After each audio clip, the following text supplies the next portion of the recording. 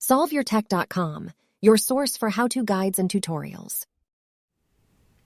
Welcome to our video about how to switch to the 24-hour clock on an iPhone in iOS 17. If this guide helps you out, then please consider subscribing and liking this video.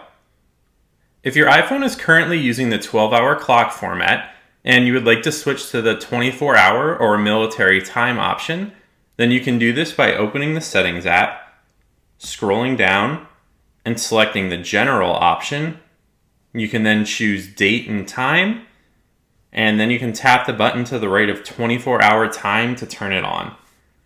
Now your iPhone is going to display the time in a 24-hour format rather than the 12-hour format that it had been using previously.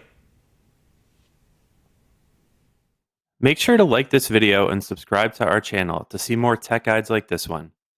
For additional information on this topic and to read the entire article, click the link in the description to visit solveyourtech.com.